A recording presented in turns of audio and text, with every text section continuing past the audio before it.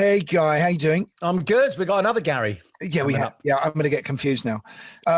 This guest, I actually told Billy Corgan that we had Gary Numan, and he said, and I'll probably don't. He said, "I'm not speaking to you because I will forget." He says, "Oh, please send my love. He's such a wonderful person and a great artist.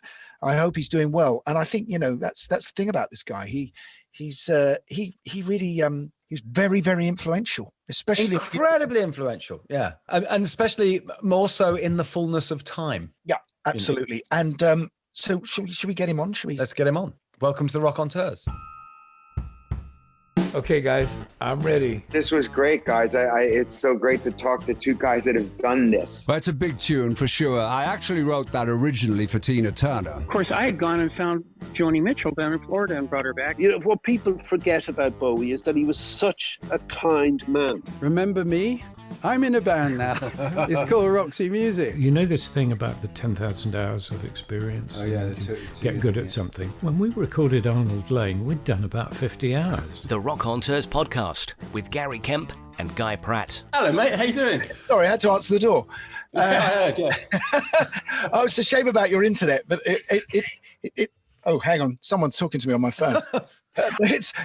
This is the thing, you see, it's technology. It made me laugh though, because you were the guy so ahead of the game in technology, man machine. Do you know all that thing about me being in charge of technology? It was a total lie. I was blagging it all the way through.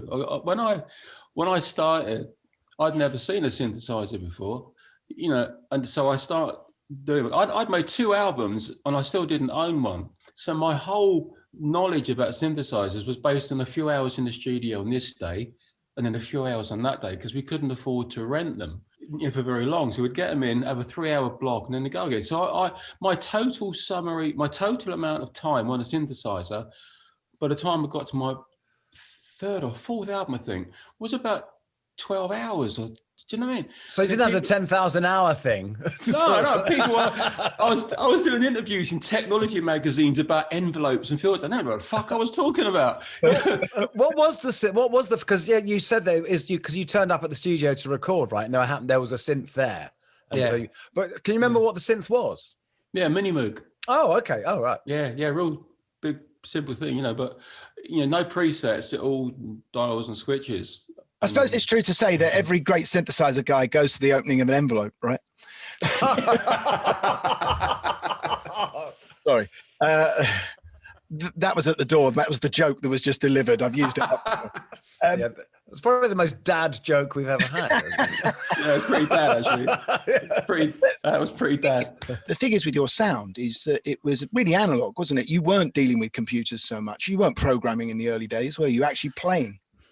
Yeah, it wasn't available. Well, I found that first synthesizer in 1978. So, I don't even think we had video then. I remember buying my first video machine in 79. Even, we were doing things before sampling came along. We were walking around with little recorders, the old Ewan machines, and recording all these weird noises and then putting that onto tape, and then making these bizarre tape loops that went around the studio to, with like thimbles and pencils to try to hold it together. Oh yeah, to make sort of a beat out of the noise. So it was really fun. It felt creative and inventive, and you felt like you were doing something that hadn't been done before. Not to that degree anyway.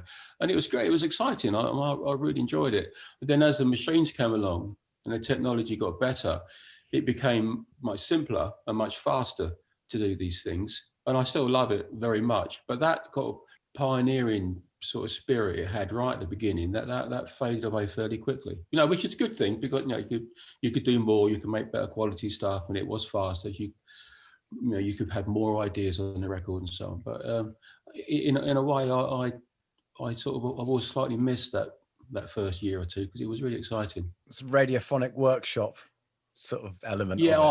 They were amazing. They were. They were well away from because I think what people kind of miss that, looking, especially young kids who listen to your stuff, who are so used to programming stuff up, is a lot of what the early Tubeway up, Gary Numan stuff was real musicians. I mean, Sed Sharpley, who came in and joined you later as a drummer, is an amazing drummer.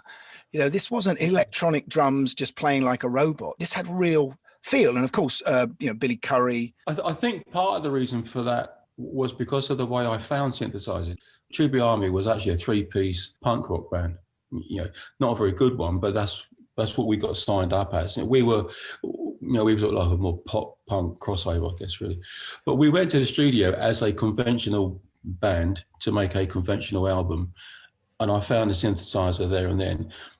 And I was so enthused by the synthesizer and what it could do and the noises, I decided to make that the direction of the record instead. But the songs were punk songs written on guitar, and so the process really was to graft on some electronic stuff on top of what we already had, and take that back to the record company. So it's like a pseudo punk electro album, really. But that's why, where people like Human League and Kraftwerk and so on had gone for a far more genuinely synthetic route, if that's the right way of putting it, I ended up with a half and half. You know, I still had a drum, I still had guitar, still had bass, but I had all this other stuff on top of it as well. And I think quite by chance, because, you know, that was no great, clever design of mine. That was just lucky. I think that's what gave it the mix that made it successful to begin with, because it was different enough for people to consider it to be this brand new thing, and how, you know, weird and wonderful is that, but familiar enough for people to be able to relate to it and get into it. And so I really do feel lucky that not only did I find the synthesizer on that day at kind of just the right time, but the way I found it and the way it mixed with the sound that we had made it acceptable to a degree that what other people, you know, the other people were, you know, Human League and All Christian Movers and people like that were way ahead of me. Ultravox especially, way ahead of me. Ultravox were always, because funny, we talked to Midge the other week, and he was saying the funny thing is how much of a conventional band they were. They had bass and drums and guitar and quite a lot of guitar as well. And that was Ultravox with a question, with an exclamation mark, wasn't it? Do you remember the early Ultravox? Yeah. It was like a musical. Ultravox. Yeah, exactly. But so, Gary, the thing is that we all know that, you know, the thing of you coming to the studio and discovering the synth. But what about before that? Because you're talking about, was that you saying that's your second album? I mean, no, that was your first album. But what had led you there? What was your original musical epiphany? When I was really little, you know, I can't remember for sure, but no, sort of 4, 5, maybe, really little. I was watching TV with my mum and dad, and Hank Marvin was on No Shadows. And he was doing his... Hank was on the show. Yeah. Oh, really? Yeah. Yeah. Well, it all started with him. And it started because I'd never seen, or I'd never been aware of an electric guitar before. And I was watching him do his little dance thing, you know, and playing. And I could see that the guitar was plugged in, and it had a switch. I think it was a Stratocaster. It had a switch in it. Red Stratocaster, yeah. That's it. You know, so dials. And I was blown away with that. I thought, wow, an electric guitar. Yeah, and I wanted one. So, and I got absolutely absorbed and obsessed by music at that point. My mum and dad bought me a guitar, but they bought me an acoustic one, a little junior size acoustic one. So I remember I either tied some string to it, or I sellotaped some string to it so it looked like a cable. Yeah. And that was it. And it started with that. So in a way, my introduction to music in general was more technology driven than it was musically driven. You know, it was the guitar itself that fascinated me. And so, you know, even then, you know, many years later, my mum and dad bought me an electric guitar eventually, a really weird one with a sort of jack plug that I've never seen before or since. Not the jack plugs I've never... That's what it was. A really weird contraption. Well, those weird things you used to get from Tandy. Radio Shack. I don't know. It had like a weird center spike in it. Anyway, but I didn't play it so much as I would sort of put it on a stand and plug it into some different guitar pedals, and then I would hit it, and then all this noise that came out, and then I'd twiddle with the pedals and make these weird sounds. Lou Reed made a double album doing that, didn't he? Did he? Is that Metal Machine video episode? Yeah. I mean, it's all right. But it was brilliant, you know. And I thought, hang on, pedals. That's very advanced. I mean, we're talking about. This is what, early 70s. Oh yeah, there were. Yeah. What pedals did you have? I mean, God knows, man. God knows. I'm so old now. I'd never remember anyway. We're roughly the same age. You know, Bowie, Mark Bolan has to have, and Roxy Music, all those guys came into your life, surely. I mean, Mark Bolan, T-Rex. Yeah, I was never that mad about Roxy Music, strangely enough. I liked it, but it was never the big thing for me.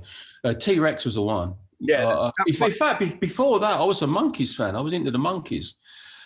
We had a group in our street called We had a group of mates in our street that we called ourselves Monkey Juniors, and we would go into people's houses, put records on, and mime to them for money. You know, we get a couple of shillings and go and buy sweets with it. So that was my introduction to show business. That's how actually. Yeah. And what's changed? One of the first shows I ever did, we mimed "To Stay With Me" by the Faces. Me and a bunch of blokes in front of a load of kids who screamed at the end. They thought it was amazing. We were doing it for our own mums and dads. It was really sad, yeah. But it was good. I loved it. But after the Monkees, now that would be filmed. There'd be record of that, and it would be terrible. Yeah. Do you know what? Last night, my eldest and my middle kid write songs. My eldest is just 17 now, and she's furiously writing during pandemic. And she wrote another. I think she did 2 yesterday. She's prolific as well.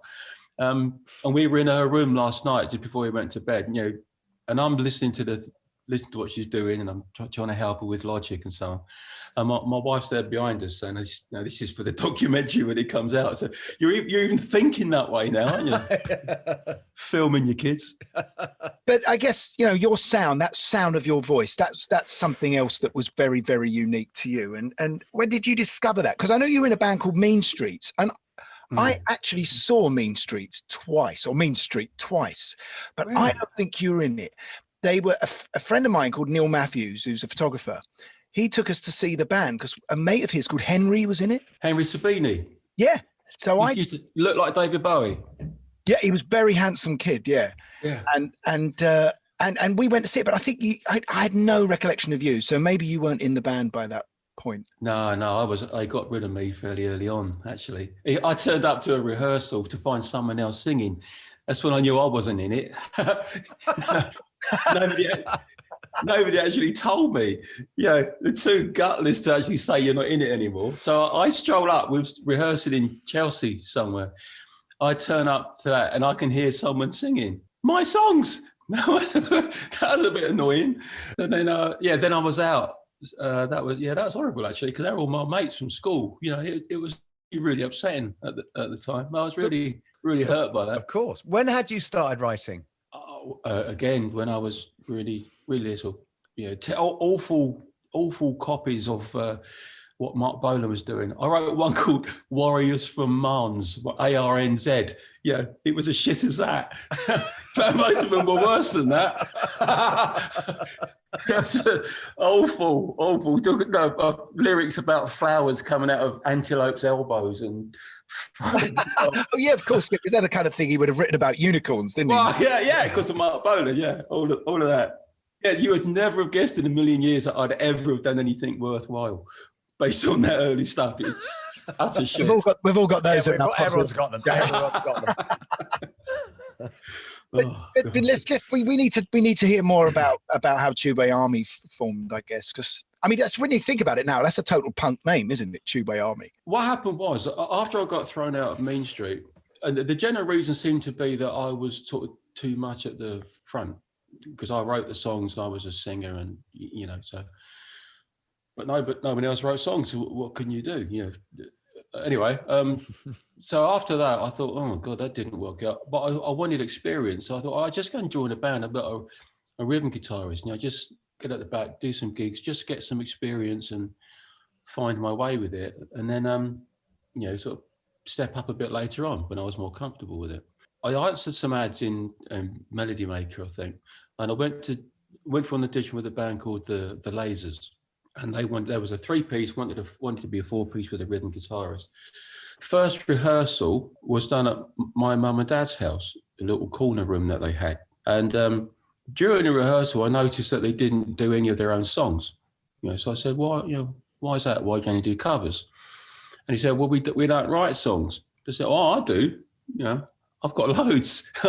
And so I played them some of them, and then we started doing those songs instead. And Paul couldn't sing them because it was in the wrong key for him. So I started singing them. At the end of it, I said, "Why are you called The Something? Everyone's called The Something, you know."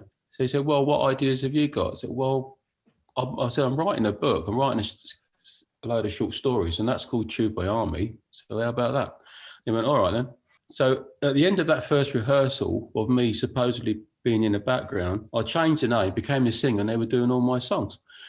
And I hadn't even intended that. I wasn't trying to power grab or anything. I really wasn't. I was just, you know, I just said what I thought. They were around your house, though.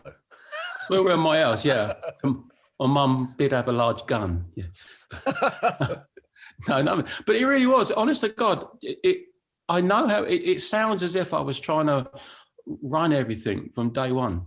You know, I honestly, I swear to you, I really wasn't. But I was. So hang on. So was Tubeway? So Tubeway Army was the title of a book of short stories. Yeah. So yeah. is there a story called Tubeway Army? No, actually, all those stories ended up being an album called Replicas, which I would do the year or two later. But it was all the same stuff that the book was from. And what was it? Who's the author that influenced you on those? Philip K. Dick. Right. Of course. As in all science fiction stuff. Oh, just what I was sorry, just to the start, because this is in Heathrow, right? Did you live around Heathrow? Nearby, yeah. A place called Raisbury, up on Raisbury. Of course, J.G. Ballard lived around there. Did he? Didn't he? Yeah. I didn't know that. Yeah. Because he loved the whole thing of being near an airport and the whole thing, you know, it fitted his whole shtick. Oh, I didn't know that. And I was wondering if that influenced your love of flying. No, the flying thing, I'm not sure exactly where, but when I was little, I used to go stay at my nan's house. My nan was really, really close to Heathrow Airport, and they used to have a cross runway, but they've only got two now, but they used to have a third one. And she was quite close to the end of the third one. So I would lay out in the garden, I'd put a blanket down and lay out on the floor, just looking up at this gap between where her house was and where the next house was. And they would come directly over the top. And this was obviously way back when they were still really noisy and really smoky. And you'd hear them coming. And it was amazing. I would sort of think of dragons and all this stuff, and they would be screaming and roaring, and then they'd appear. And there was smoke pouring out, and then they were just beautiful and awesome, and it was just so impressive. And they were so close, you could actually look up into them and see all the hydraulic cables, and I mean, really close, they were right on top of you. And I loved it. And I think my love for airplanes comes from that. You know, they've always been beautiful, powerful, intimidating, monstrous things to me. And I that desire to want to be able to control them has been with me ever since, you know, and it ran, if anything, it ran ahead of my interest in music, but certainly, you know, parallel to it. But also, what's quite interesting to say about the power and the sound, do you think that might have actually been one of the things that made the synth appeal to you, the power of that sort of big machine noise? It is quite possible. I mean, I never thought of that, but yes, I mean, I do love sort of low end, growly. The thing that really blew me away about the synthesizer to begin with wasn't just the sound of it, but it was the fact that you could feel it. You know, the room was shaking. The low end was so powerful that, and I've said a million times that you felt the sound as much as you heard it. So I guess there is a clear connection. Why have I never thought of that before? Did you grow up on That's why we're here. That's why we're here, Gary. The fee will come soon. Don't worry. That first album, obviously, we all know, you know, was not your big hit, but you did a commercial. Ended up doing a jingle, didn't you, around that time? Yeah. Lee Cooper jeans. That was funny, actually. I'd done the first album, but it wasn't out, and the publisher was playing it in his office one day, apparently, and the man next door was with an ad agency, and he was doing an advert for Lee Cooper jeans. So they was going to do a song called "Don't Be a Dummy," I think it was, and heard my voice on my album and said, "Oh, that's sort of like that alien-y kind of thing we're looking for," because it was all a Midwich Cuckoo advert, and everyone had white hair, green eyes. I think I can't remember. It might have been black and white. Oh, it's probably the police they wanted for it then. I actually watched it on YouTube the other day. It's up there. It's in colour. It's very sort of. It is in colour, is it? Oh, it actually looks more 80s than 70s. It's already, you know, the robot type kids and yeah. I got 40 quid for doing that, and I thought I was on the dole at the time. I was getting, I think, 12 quid a week on the dole. So 40 quid was like, whoa, this music business is fucking brilliant. You can make good money. So I was loving it. And then they wanted to change the lyric. It wasn't my lyric. They wanted to change the lyrics, so they got me back in to do it again. Another 40 quid. Yeah, I was rolling in it. I thought. You feel like you'd sold out. No. I would have sold my soul, mate, back then.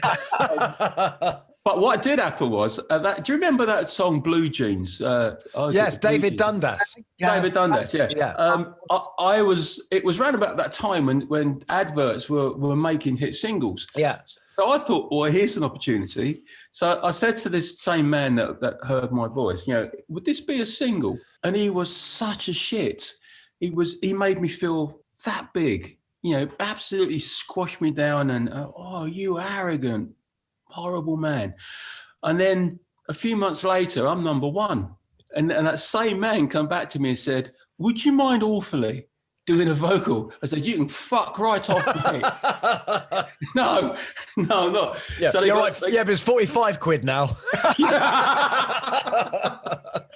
Oh, dear. It was one of the, I know vengeance is petty, and for the more small-minded amongst us, but it's great sometimes. No, we've all got one of those. Everyone's got at least one of those sort of sat back somewhere. I've got several.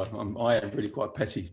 Because there's a split going on right now, isn't there? It's no longer just Tubeway Army. You're thinking of it being Gary Numan. Yeah. When I found the synthesizer and the direction of the music sort of changed dramatically, I didn't want it to be a punk band anymore. So I wanted to drop the Tubeway Army name. My feelings at the time were that punk was on its way out, and I didn't want to be dragged down with it. I didn't want to be associated or considered a punk band, even though we hadn't had any success, but that was my thinking, because I thought punk was on its way out and I wanted to disconnect from the whole thing. I had this new sort of music, so what better time to sort of reinvent yourself? I hadn't done anything at all, and I'm still thinking about reinventing myself. Yeah, maybe invent. Big head, invent to begin with. But that was my thinking anyway. So I had this album, and I go to Beggars Banquet, and it wasn't the album that they wanted at all. They were really quite upset with what I'd taken to them. But I was absolutely convinced that electronic music was coming. It was going to be the big new thing. At that moment, I thought I was pretty much the only person that discovered it, which was really naive and stupid. But I did. I didn't know about Human League and Ultravox at that point. I just didn't know about them. So I was unaware of how ahead of the game they were compared to me. There's a big scene going on. I mean, but it's everyone always feels. Gary, you had your synth by then, didn't you? Had you? We got our first synth in 1979, but it was before Gary's record had come out. Yes. In fact, I mean, I digress now, but I do remember you turning up at the Blitz, and this would have been late 79. So I think you'd already had your first hit. And I remember being really envious of you at that point. Do you remember going to the Blitz Club? I do, actually. I do, yeah. That was Steve Strange's thing, wasn't it? Yeah, exactly. And I remember being, we were all a bit, oh crap, he's done it first, But it was that. Loads of people thought that, and I absolutely understand that. I think Andy McCluskey from OMD sort of put it best when he said I was this Johnny come lately figure, and other people have been doing it and working really hard with it.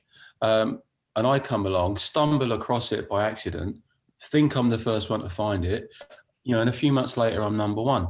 And OMD supported you on tour, didn't they? On that first one, yeah. I actually asked Daniel Miller, and Daniel was busy setting that mute at the time and didn't want to do it. But OMD were very close second. I loved OMD, actually. But I had to fight with Beggars to get that first album out. They didn't want it. They wanted a punk album. And so when I come back with this electronic thing, they're really not happy. But I like I said before, I was really absolutely convinced that it was going to be huge, and that and I actually said to Beggars, I can't be the only one to know about this. There must be other people. Little knowing how many there were and how far ahead they were of me, but there must be other people, and if they haven't found it yet, they will do soon, because this is amazing. What this machine can do is amazing, and it's going to change everything. I said, and we have a chance of being right at the front end of this, and you want me to go back and make a a punk album, which is dead on its feet.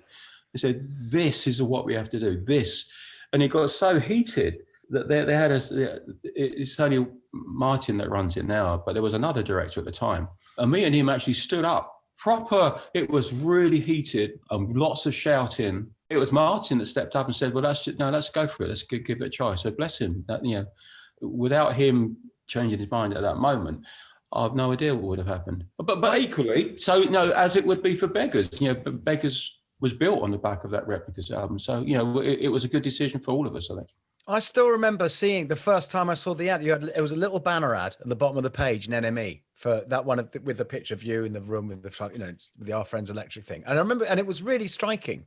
But the fact that it was such a small ad, I always remember thinking, well, that's all Beggars could have thought, obviously. Yeah. Chooses, right? So I didn't even know you'd done that. Didn't expect anything, Do you remember writing Our Friends Electric? Was that moment in your life? I do, yeah. Because it was actually two songs. I had the main sort of do. I had that bit, and I couldn't think what to do with it. I had another song which is more like a ballad that I was working on, which is which was a bit slower when I was writing it. And I've been on them for a while, and I was really frustrated because I couldn't think how to finish either of them. And I was playing one of them, and then oh God, I can't think. And I went straight to the other bit to start working on the other song and realised that they worked together. And it was just luck, really. And also, Our Friends Electric didn't quite go the way it ended up being. That bit. I was playing it back one day and I hit a wrong note on the piano. And I thought, oh, that sounds better. I'll keep that mistake in. So my big groundbreaking single was actually two songs I couldn't think of how to finish off and bad playing. That that invented a million robotic dances, didn't it? That one mistake, Because the thing with all those early singles, Gary, is just how much instrumental there is in them. Where there's so much, which is actually quite proggy, really. You want to get that on the What's your mouth now? We say it at least once every episode. Yeah, we have to have a prog. We have to have a prog reference. Sorry, but you would not get that on the radio these days. There wasn't enough vocal. No. You couldn't dance to it. It was 5.25 minutes long. Way too long. I kept quiet at the time, but it's actually about robot prostitutes. BBC would never, they didn't play it anyway, but it never got on top of the pops if they'd have known what it was about. Now that would be the name of a band.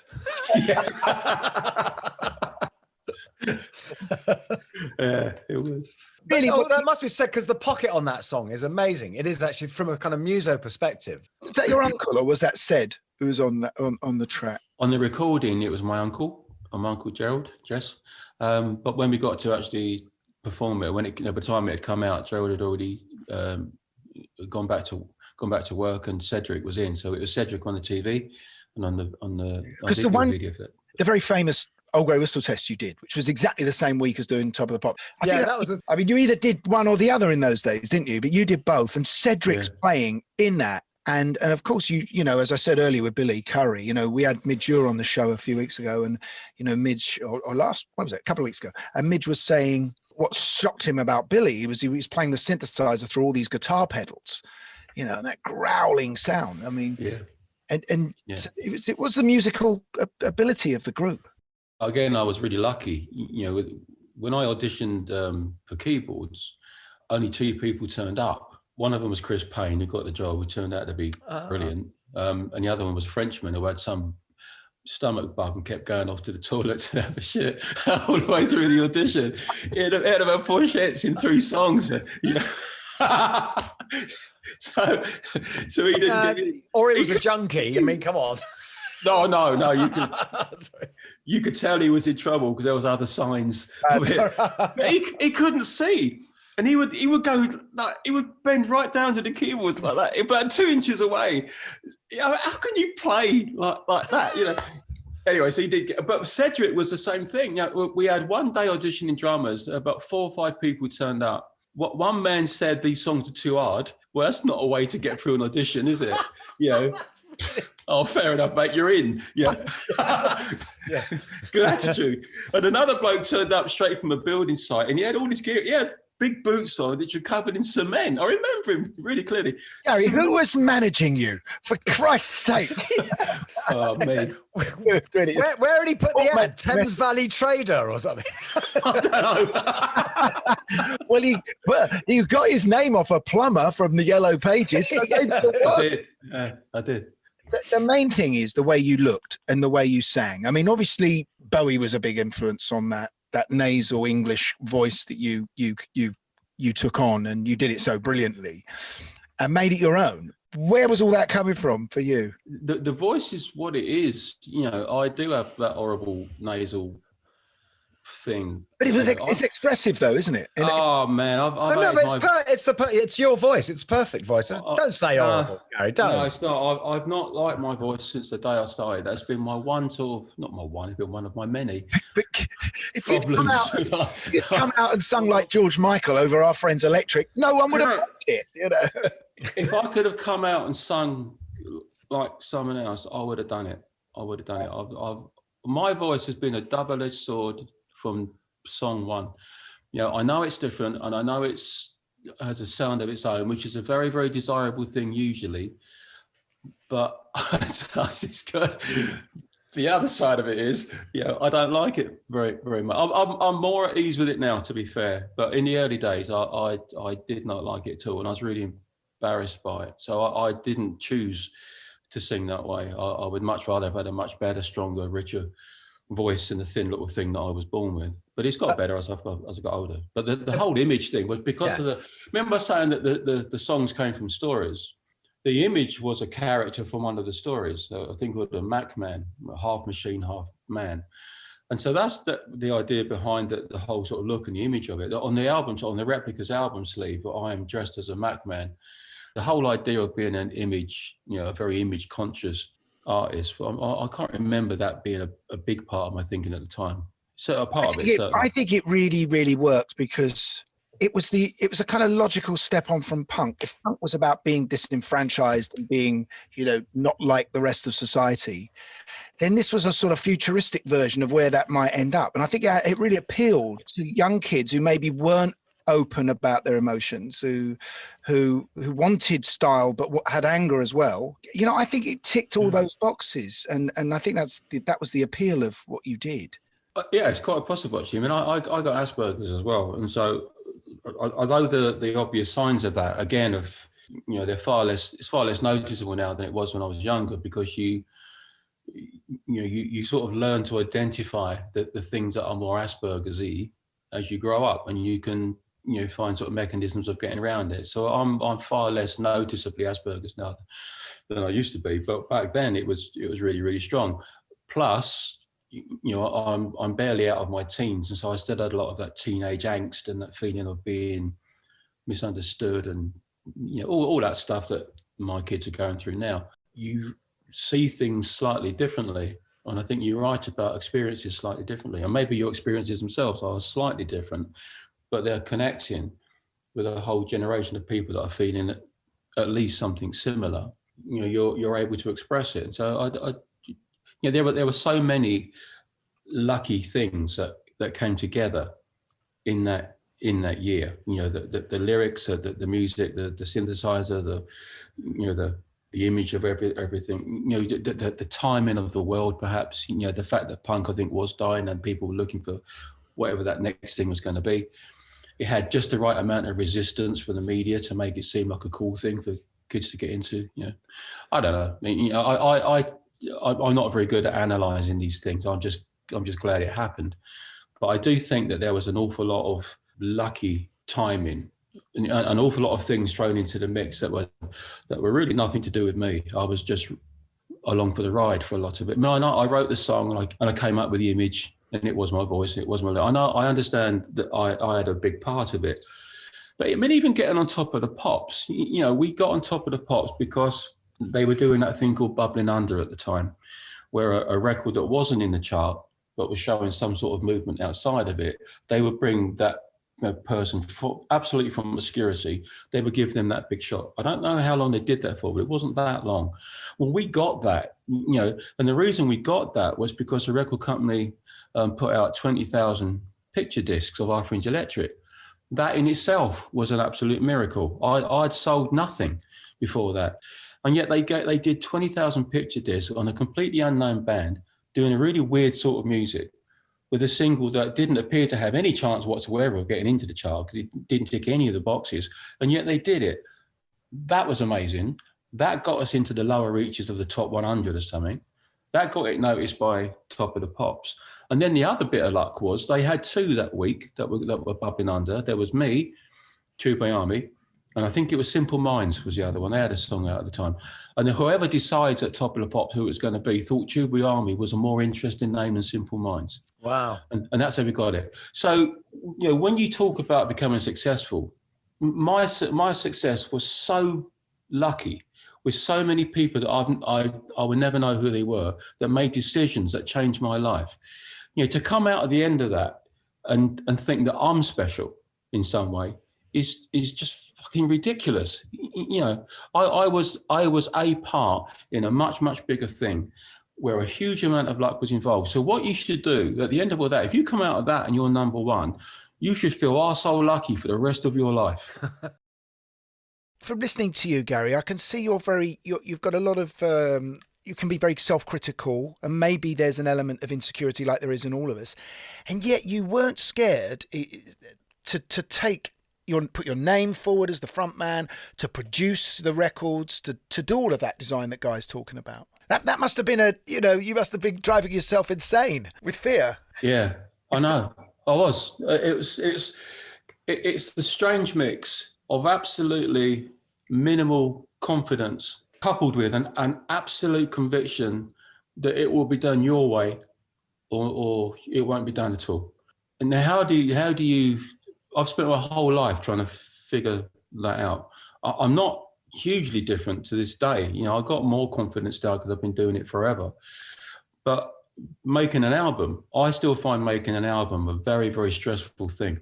One of the reasons that the gaps between them has got longer is because I'm scared to start. I push them back. I find other things to do, and until I absolutely have to start on a record because I know what's coming. This whole emotional fear. I genuinely feel that being in the studio, you'll have 4 weeks of not much, painstaking, inching forward progress for one day of euphoria. One day where it all just seemed to come together, and it's just amazing, and it's worth the 4 weeks of utter terrified shit that you've had before that. But then after that day, you've got another 4 weeks. It's a very it is a tortuous program. I don't mean to sound like that, the tortured artist. I'm not trying to say that, but I do not go into a studio expecting to do great things. I go in there knowing that it's going to be a painful, long slog to find enough things that you're happy with that you will eventually put out. And then there's that period when the album is done where I can't listen to it. I mean, I'm so nervous about it. And I really do believe that you should sink or swim on each album you do. I don't believe in having a long career based on something you did years ago. So I've always been aware of that I would feel really unreal, trying to live on cars and off-range electric for the rest of my life. I've always wanted to try to make better albums and better albums. So each one is a real challenge. But when it's done and you have that period in between it being mastered and when it comes out, I can barely listen to it. I just have to get away from it because all you can hear is what you should have done better. All you can hear, isn't it? Oh man, I knew that chorus was shit. I knew it could have been better, and now you can't do anything about it. So all of that, that realization that this is it, that haunts me for a little bit. And then it is about a month, sometimes 2. And then I'll start to listen to it again because you're going to do interviews about it. And you have to remind yourself what the songs are about because you forget, And so you start to listen to it again, and you've got to do the artwork and because I do all the artwork as well for everything. So I've got to set out the lyrics, and so you got, so you think, and hopefully, usually I start thinking, it's okay, I'm all right with it. But I'm always embarrassed, if you go on television, they'll play one of your songs usually. I can't watch that. it's genuinely embarrassing, and it feels like you're being sort of artificially humble but I find it all good because same thing. Yeah. No, you're too self-critical. Yeah. No, but that, I don't think that's a bad thing. Yeah, because it drives you. Being really self-critical or really not thinking that you're as good as the success that you've had drives you to try harder. You know, you need to work at it. You need to be in there for a year, 2 years, make that thing as good as it can be. Yeah. And the only way you do that is by doubting everything that you do. Yeah. Doubt everything, you know, and then you might do something worthwhile at the end of it. And hopefully, you know, I've done that more often than I haven't, but I've done some right shitters. I have. I did one in '92. That was just rubbish. So I want to throw in a bit of a curveball here, Gary, which is something that I think something that happened to me. I believe the same thing happened to you. What turned out to be an incredibly life-changing experience for me was when I was invited to Nassau to work with Robert Palmer. Oh, really? You did that? Yeah. And that kind of basically set me off on my way. That was in 1980. That was in 1983, and you'd been out there a while before. But he raved about you. You were such an influence on him. Oh, really? Oh, that's lovely. He did one of your tracks, didn't he? Yeah, Gary. Yeah, we did. He did a song called "I Dream of Wires." Yeah, and he played me these two songs, and he was always pointing out the little bits you did, and I can tell exactly what it was of yours that he loved. It was the angularness. Right. You know. I went to Nassau I'd gone to see him. I'd heard that he was doing a couple of my songs in his live set, so I went to see him. And I went with my mum and dad back then, and he had his mum and dad there. So it was like you went to, you know. Sorry, I have to stop just a second and say Gary Numan. You know, white-faced Gary Numan. You know, dare I use the word goth in Nassau? You couldn't get more opposite, right? He was great. I went there I went to Nassau to meet up with him, and I just finished my Telecon album, which what was that, my fourth one. And he said, I've got these other two things that I've been working on. And he said, I can't finish them. So he gave me an acoustic guitar and a little cassette player and put me into the house next door with Paul Gardner, who had joined the Lasers initially, and said, you know, see if you can figure them out. So I think it was called Style Kills and Found You Now. That's right. Yeah, Found You Now. Yeah. They were cool. We went on the B-side of Johnny and Mary. I can't remember something. But yeah, already say the picture of you with an acoustic guitar in Nassau is so far removed from. Yeah, I know. But Robert, I tell you, man, he was great. The first time I ever saw a step sequencer was him. He had this thing that I don't even think might have had it built with switches that would, you know, do the. He was looking for Glues is a great sort of robotic kind of. But that whole album, I think, came from hearing you, Gary. That's when he completely switched and he went completely electronic for a while. And you know, it was, you know, I always thought it was fascinating. But there you go. No question, you were groundbreaking. I mean, all those kids who, you know, would have, you know, the Sex Pistols made them run out and buy guitars. You made them all run out and buy synthesizers. You know, but there was something else developing in the 80s, and it was obviously, you know, once we did our first album was very electronic, and then we kind of went down a more funk route with chart number one. I'm talking about Spandau at the moment, and then obviously to the sound of what a lot of bands were doing in the 80s, which was a kind of, you know, jazzier, dancier kind of sort of funkier sound, and you developed into that as well. But it was a difficult period for you, wasn't it? Mm.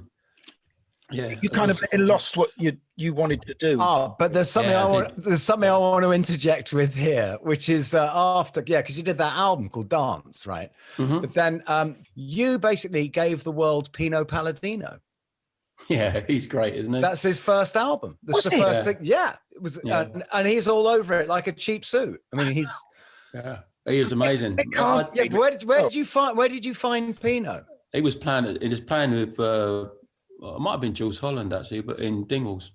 The thing about Pino that was so brilliant and what changed the nature of the Assassin album, on the album before I'd had the dance album, Mick Kahn had played on it from Japan. So I'd already gone into that fretless thing and I was really into that.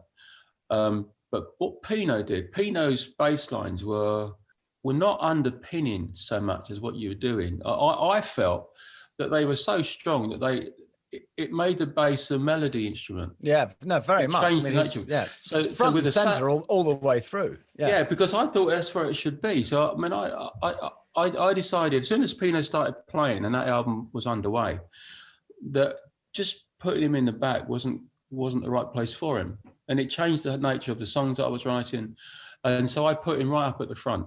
If you listen to anything on iAssassin, it's the bass that is the most prominent. Oh yeah, no, completely. Thing. I had a very nice run to it yesterday. Actually, it was fantastic. You got quite a lot of hard time you got from the press which I've never worked out, to be honest. Maybe we could just think what that felt like to you and why that was. He was a young boy putting it, ordinary working class kid doing it on his own. And the press just couldn't accept it. No, I mean, I get where I was coming from. I've already admitted to that. I was bitter and twisted at your success, and the fact you did it first. But I've never been able to see that. There's one thing that did occur to me just thinking about you yesterday, was that in those days bands were the thing. You were a band, you were a gang. It's very hard to have a go at a gang. But it might be easier to have a go at someone who thought they were good enough to go out as a solo artist. And I wondered if there weren't many solo artists breaking then. And I wondered if that had anything to do with it.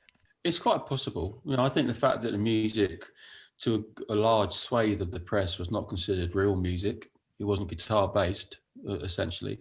I think that was a problem. I think the fact that I've been in a band and then went off on my own, I think that irritated people. Although I was getting shit when it was still Tribute Armies, it maybe not have been that. I think I was the first sort of individual pop star, if you like, to come along post-punk.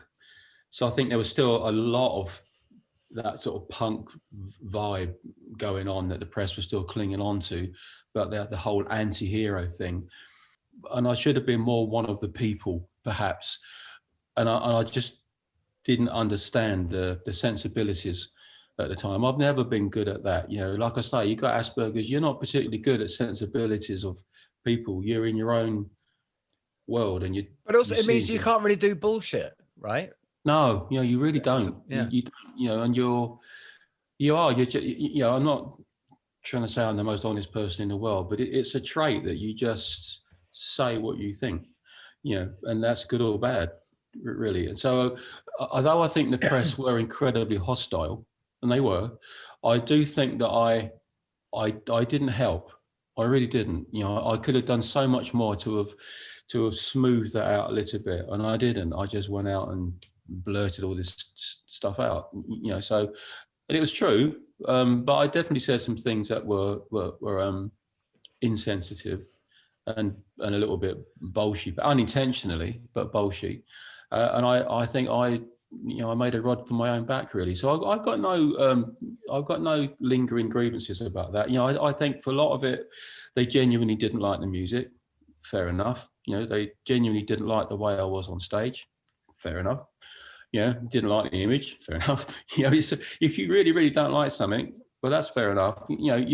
There was an awful lot of over the top nastiness went with those opinions, because I think the fact that it was so successful made them angry, and if something becomes successful that you don't get, I think it bothers you all the more, and if you're in a position to write about it, then you're going to be particularly vicious and scathing because you just don't get it, and everyone that does is an idiot, and you need to tell them why they're an idiot for liking this idiot.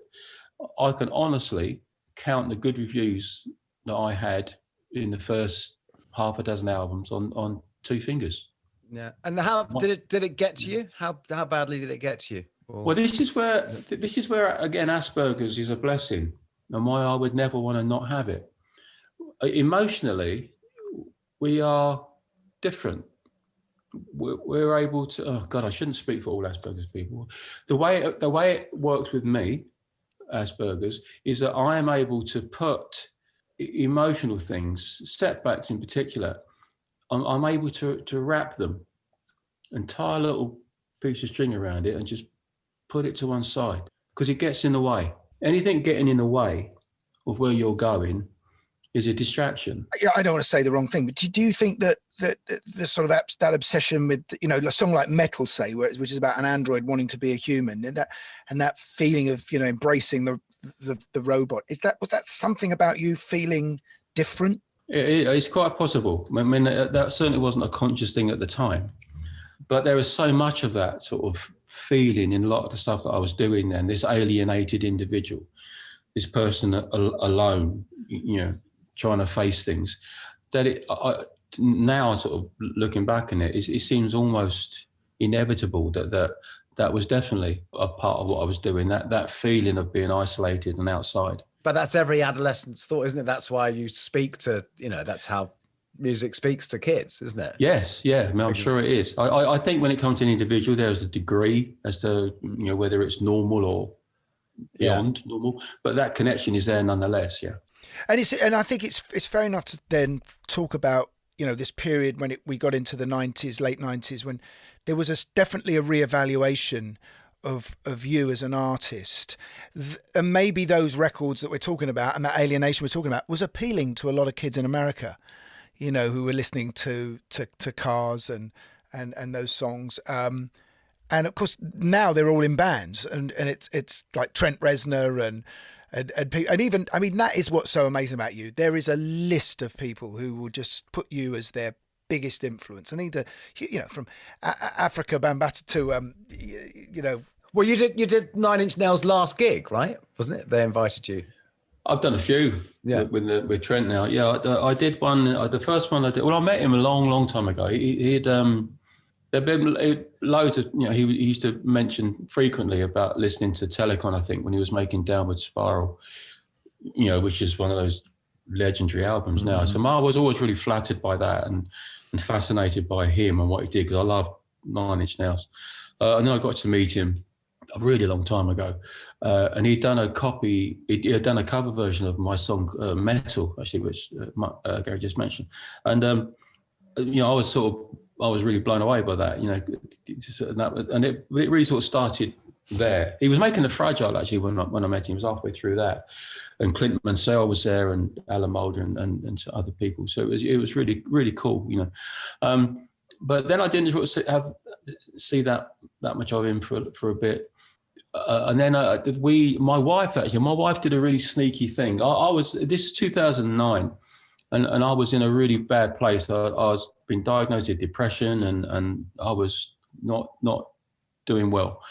I had 3 kids by now, and blah blah blah. And she heard that Trent was playing Metal on his tour. I think that might have been that farewell tour that he was doing with Jane's Addiction. It was with Jane's Addiction. So she wrote to Trent, and she said, you know, without me knowing, and said, wouldn't it be good when you get to London if Gary come on and did Metal with you? You know, how cool would that be? And knowing that I would be horrified if I knew she'd done any such thing. And Trent wrote straight back and said it would be great. And so I did that. That was amazing. I did 2 songs, actually. And that's what I really sort of cemented.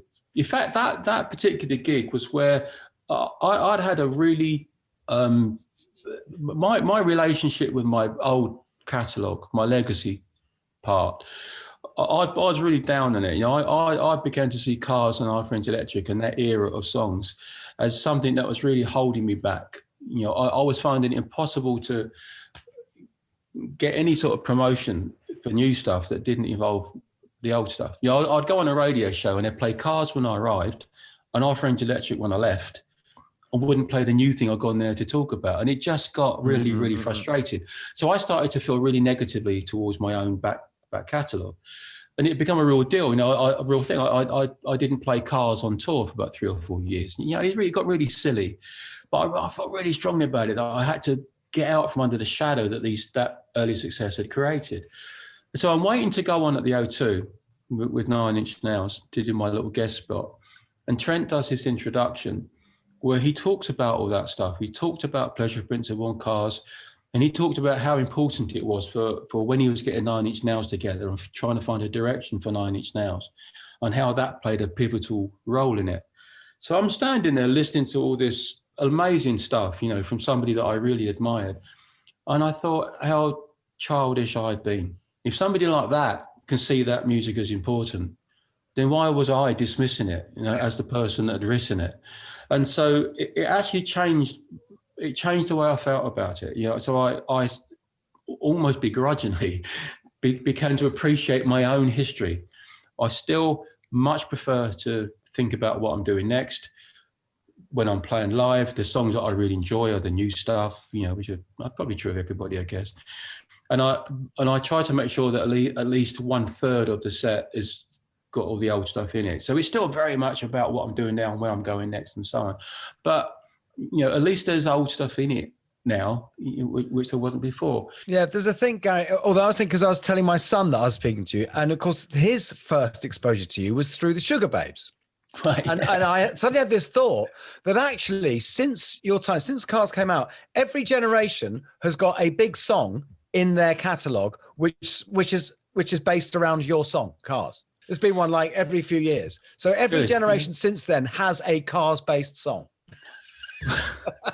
You know what? I'm going to ask him to name them, actually, but I mean, I think you and I are probably the most sampled of the 80s. I mean, so many songs have been for Cars and for Our Friends Electric, which I think that was the Sugar Babes one, wasn't it? That's right, Our Friends Electric, yeah. Oh, it was Our Friends Electric, sorry, yeah. And I think it goes back to the sound. I mean, that sound is phenomenal. I mean, that and obviously, suddenly, African Bambaataa said you influence rap as well and hip hop. Hip hop, yeah. I was unaware of that completely, and I read something about Bambaataa. He was talking about playing Pleasure Principle songs. When they were having these tenement gatherings before hip hop really took off, and it was sort of white electro music from Europe that they were playing. Yeah, Kraftwerk. Yeah, there's a lot of Kraftwerk. Exactly. Yeah. Because that's where the beats were coming from. Yeah, and at one point, so I'm told that was the most sampled drum beat in hip hop for a bit. Well, I don't know if that's true or not. Hang on, is that your uncle from Essex? Yeah. No.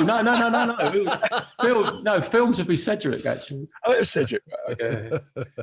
And so, Gary, going on to your new stuff now, because what I noticed on your website is you've got this thing called Making Music campaign.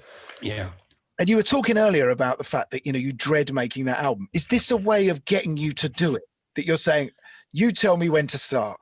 It did give you a deadline, actually. Yeah, it's true. But the reason for doing that thing, I did a different one before that, was it was a little bit it's a little bit self-pitying in a way.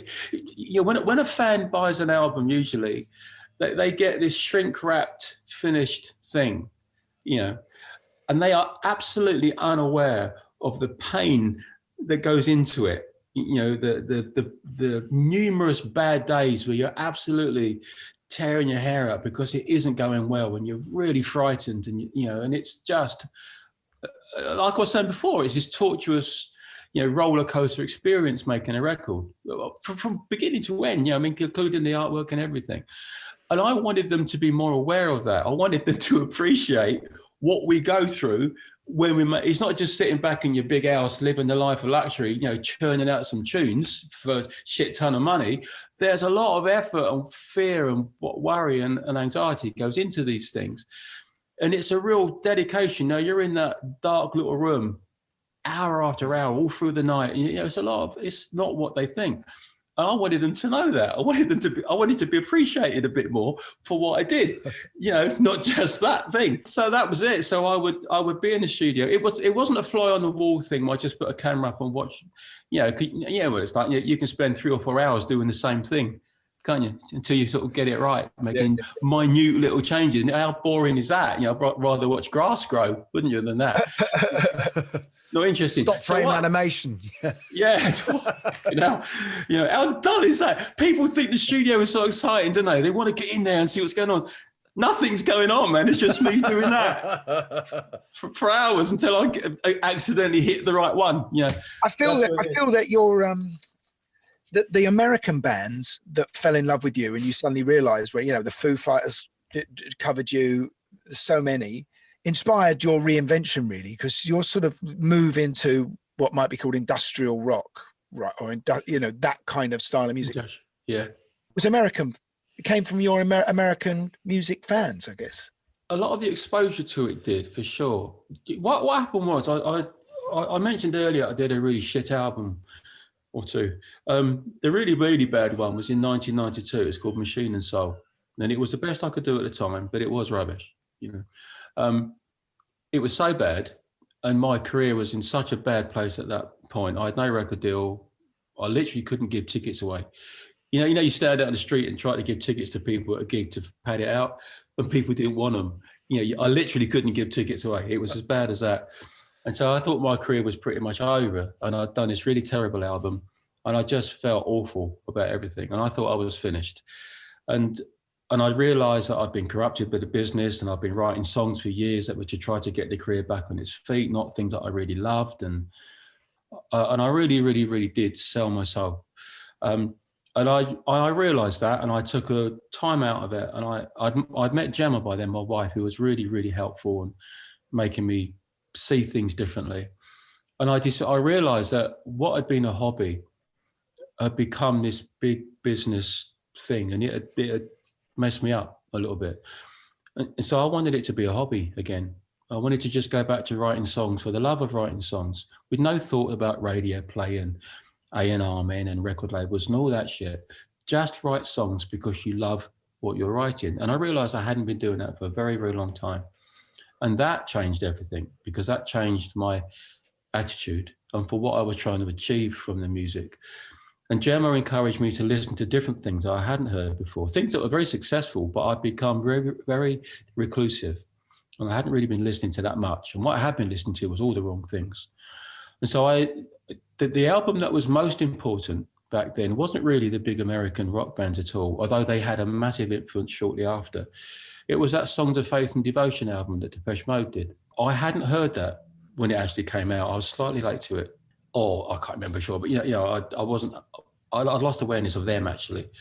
And Gemma played me some of that, and that was amazing. I think Alan Wilder was really important at that time to the band and their sound, and it was brilliant. I thought it was absolutely brilliant, and that really, really helped shape the new direction that I went into. And then I started to listen to Nine Inch Nails and all sorts of other things, and that helped enormously. And those bands, Trent obviously, and Foo Fighters and Manson, a little bit later, and I think their audience was being introduced to me. And the thing that was really lucky, if all of what they were saying and their recognition had happened a couple of years earlier, and their audience turning on to me would have been listening to that Machine and Soul album, which was shit.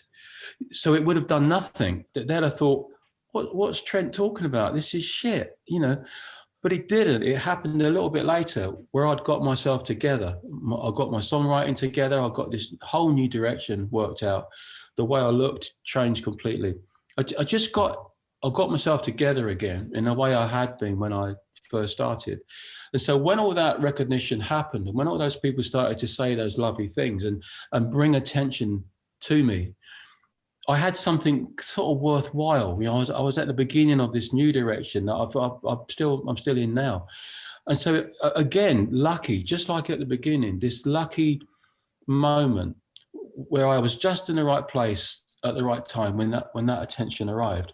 And it made a huge difference. And so I was absolutely bottomed out with Machine and Soul. Nowhere, absolutely nowhere.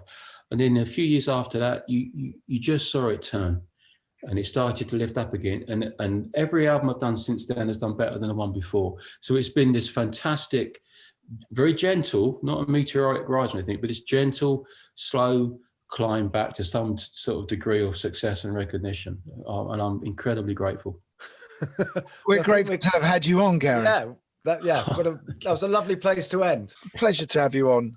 Really, really lovely to talk to you, Gary. Thank you so much. It's great to speak to you. I can't believe you've not chatted loads of times before. Exactly. And when you're back in London or we're over there, we must meet up. Yeah. All right, mate. All right. Be good. I'll see you again. Well, that was very fulsome. Yes. When I found his self-doubt quite touching, and I know exactly what he means. When you make a record, you don't know whether it's your ears that are listening to the record, or the audience you're hoping to get's ears that are listening to the record, and you're full of all of those voices that are going on all the time, and he really admits it. Yeah, but what's interesting, because you were talking about the thing about being a solo artist and not being in a gang, not having that thing. But I've also, and for some reason that made me think of this interesting, almost uniquely 80s thing of there were so many duos, which is almost, if that's a way of sort of being halfway between a band and a solo artist. Yeah, I think that bravery of putting yourself out as front of as a solo artist was seen as being too confident, which is ironic because the guy obviously wasn't. No, and the amount of stick he got, was funny enough. I mentioned that we were talking to Johnny Marr the other day. I always like to get his thoughts on everything, and he just said, "Oh yeah, guy, I always got the impression that the press was so hard on him, but he's genuinely held in really high regard by all music lovers." Yeah, of course, but not my generation, who were bitter and twisted. Yeah, no, you hated everyone, yeah, because he had a better tie. Yeah, Anthony Price. I remember it was Anthony Price, the tie he used to wear. I had the same one. That was enjoyable, and I hope you guys like that too. We're going to be back next week with someone else equally as brilliant and as fascinating to talk to. So please subscribe if you haven't already. Yeah, and leave those reviews and whatever. I mean, well, I don't know. We've got loads of lovely reviews, so thank you for those. Thank you for those. Amazing. I mean, I don't like reading them in case I read the bad one, but yeah. But anyway, that's always one that jumps out. All right. Well, it's good night from me, and it's good night from all of us.